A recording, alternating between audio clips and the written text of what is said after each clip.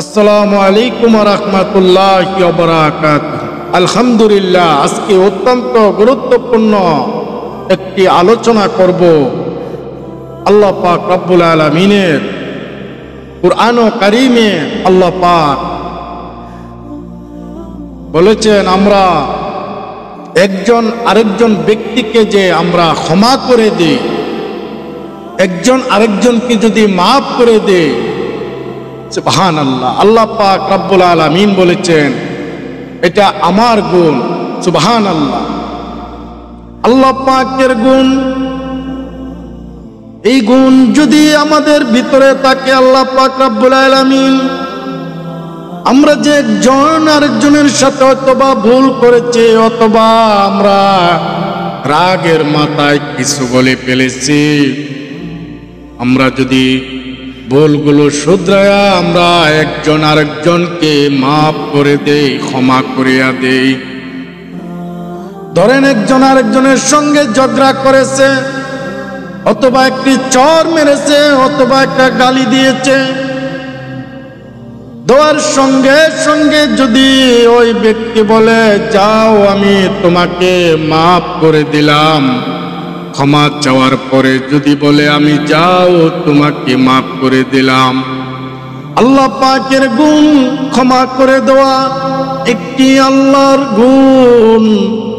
আমরা যদি আমাদের ভিতরে ক্ষমা থাকে, এই গুণটি থাকে, একজন আরেকজনকে যে ক্ষমা করিয়া দেই, মাফ করিয়া দেই।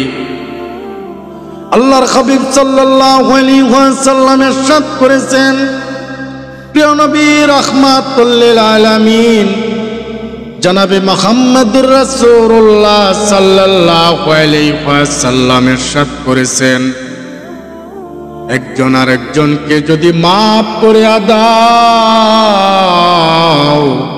কঠিন হাসরের দিন আল্লাহ পাক রব্বুল আলামিন কোটি কোটি লক্ষ লক্ষ হাসরবাসীর সামনে তোমাকে আল্লাহ ক্ষমা করিয়া দিবে, তোমাকে আল্লাহ মাফ করিয়া দিবে।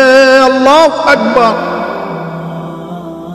দেখো কত বড় মর্যাদা, কত বড় দয়ার কাজ। আল্লাহ পাক রব্বুল আলামিন ওই দিন হাসরের দিন তোমাকে মাফ করিয়া দিবে। আল্লাহ পাক যদি আমাদেরকে প্রত্যেকটা উম্মতকে গুণটি দিয়ে দিতে, আমরা যেন ক্ষমাশীল হয়, আমরা যেন দয়াশীল হই, একজনকে আরেকজন যেন ক্ষমা করিয়া দেই। হাসরের দিন আল্লাহ পাক রব্বুল আলামিন ওই ব্যক্তিকে ক্ষমা করিয়া দিবে লক্ষ লক্ষ কোটি কোটি হাসরবাসীর সামনে। আল্লাহ পাক যেন আমাদেরকে সেই তৌফিক দান করেন, আল্লাহ পাক যেন আমাদেরকে সেই গুণগুলো আমাদের ভিতরে দিয়ে দেন। মহান আল্লাহর কাছে আমরা দোয়া করব, আমাদেরকে যেন এই গুণগুলো আল্লাহ দিয়ে দেন। এটা হলো আল্লাহর গুণ। সুবহানাল্লাহ, আল্লাহু আকবার। প্রত্যেককে আমরা ক্ষমাশীল হব। আমরা একজন আরেকজন ভুল করতে পারে, মানুষ ভুল করতে পারে। আল্লাহ যেন আমাদেরকে সেই তৌফিক দান করেন। আমিন।